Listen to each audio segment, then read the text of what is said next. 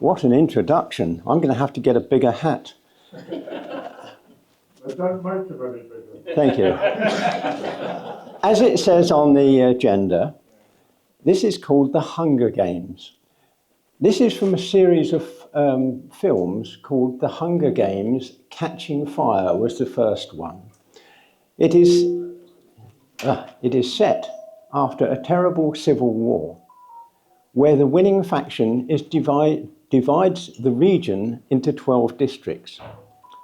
District 1 was the capital, which was lavish in every way, but non-productive. Other districts were divided up according to their industry or agriculture to supply the capital with all its desires. The districts were kept at bare subsistence level and had to compete 2 candidates annually to take part in the Hunger Games to the death, leaving just one surviving winner. This district of the winner then had additional food for the coming year. District 12 sends a girl called Katniss Everdeen, played by Jennifer Lawrence, and a local boy to the games. When they enter into the main concourse of the capital, in turn with other district contestants, each riding on chariots pulled by 2 horses, the dress of Katniss appears to catch fire, although she doesn't get burnt. It is an illusion. Subsequently, on a stage set, when separately interviewed, she wears a dress which demonstrates again the same effect, and she becomes known as the Girl on Fire. There should be only one winner, but Katniss and the boy force the organisers to accept joint winners. Watch the films. Moving on. Successive governments have seriously followed a path of decarbonisation since 2007 Climate Change Act and subsequently the COP21 Paris Agreement to achieve net zero by 2050. It also included Article 6, which is a carbon trading scheme which countries with low industrialisation and good CO2 absorbing plant life can sell credits to industrialised nations to offset their CO2 generation, not actually reducing CO2 at all. Huge amounts spent on renewable infrastructure and subsidies have forced up energy prices, so many of the lower paid and those on pension have to choose between heat and eat. Hence, they are playing the Hunger Games on us. The biggest emitter of CO2 in the UK is domestic and commercial vehicles. They intend to ban the sale of new diesel and petrol vehicles in the UK by 2035, which isn't very far away. At the start of last year, the Tory government stated it was bringing that end date forward to 2030. Later that year, after a lot of pressure, they said that they would revert it back to 2035. Then early this year, they pushed through legislation with the ayes drowning out the nays in the Commons that by 2030, vehicle sellers could only sell 1 petrol or diesel vehicle for every 4 electric cars sold. In other words, the same thing, that they were going to stop the sale of new petrol and diesel cars. Sales of electric vehicles is falling. They were always an expensive gimmick purchased by the well-off, usually to complement their existing family SUVs in order to demonstrate their green credentials. And of course, the ordinary people can't afford them because of the high energy bills. Nevertheless, they quickly found out that to go on any long journey in the electric vehicle became a recharging nightmare. So the electric vehicle was used for trips around town or to nearby towns, again to show their green credentials.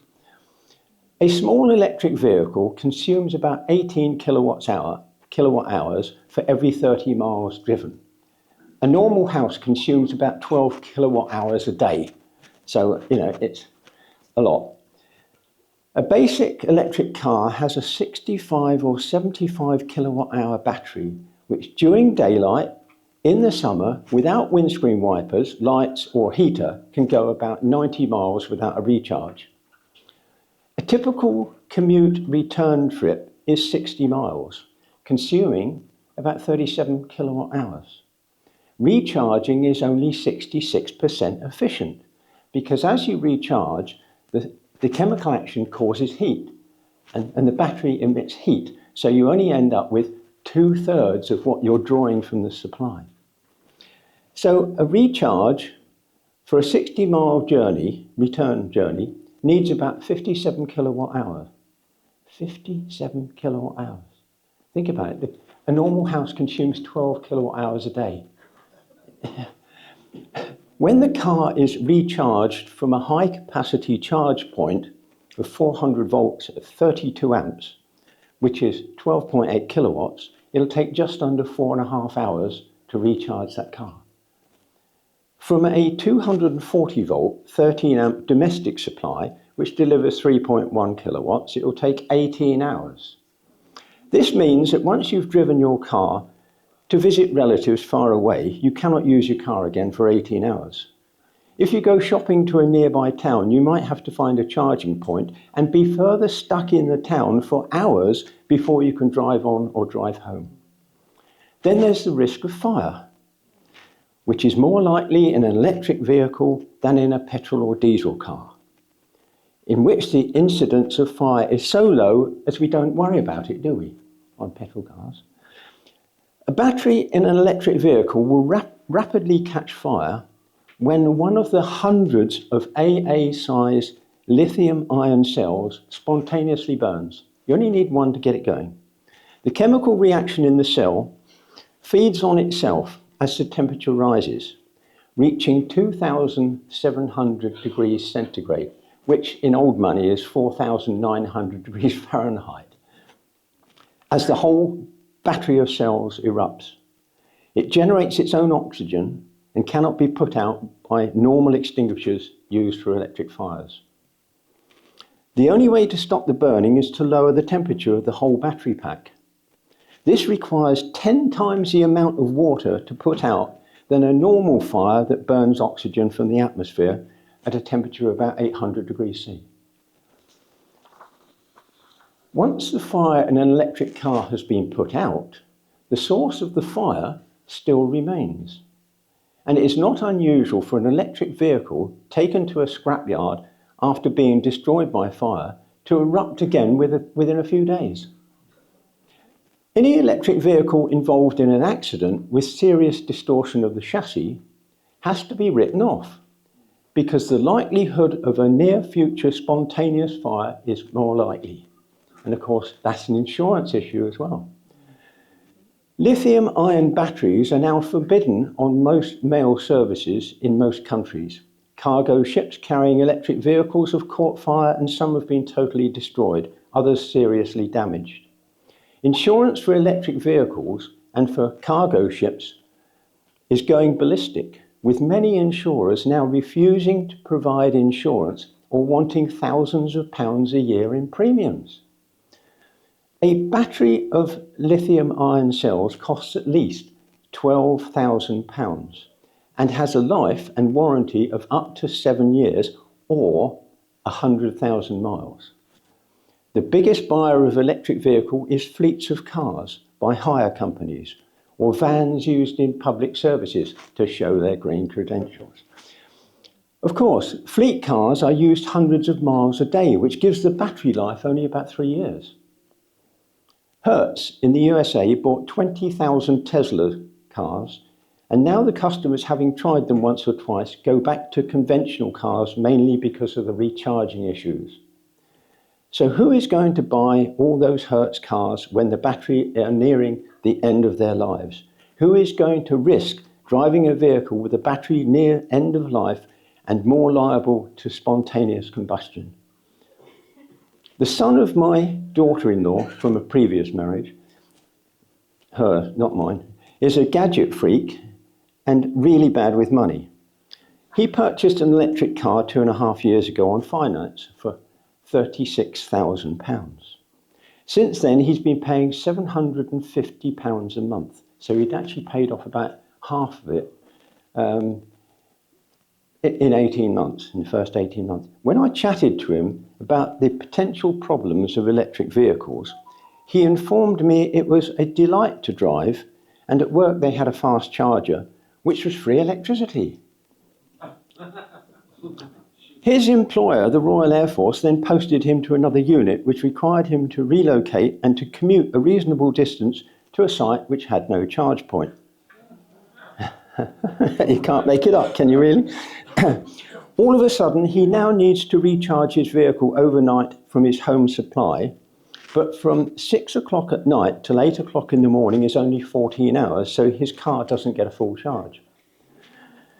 He's also having to pay for 56 units of electricity at 50 pence a unit, which is £23.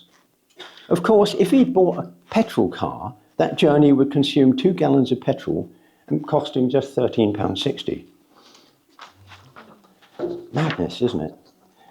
Now, without the free fast charge facility at work, he's finding it a nightmare going anywhere in the electric car. So last December, he decided to trade in the electric car and buy a new petrol one.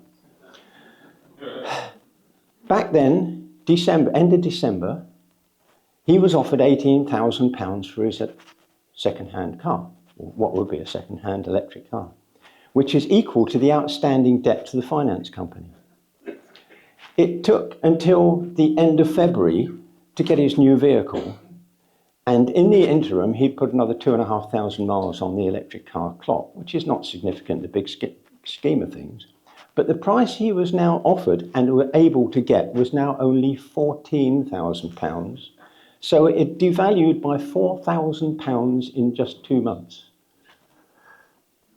The people are wising up. They know a second-hand electric car is potentially dangerous, fuel costs more than petrol, a home fast charger is damned expensive, and the battery won't last long and might have to be replaced in the event of an accident, and insurance is becoming difficult and really expensive. The prices of electric cars isn't going down, and the price of replacement batteries is going up. And electric vehicles have an abysmal second-hand value. New vehicles and ones trading back with just 2 or 3 years are now cluttering up the forecourts of car sellers. The end is in sight for electric vehicles because the electric light at the end of the tunnel has been switched off.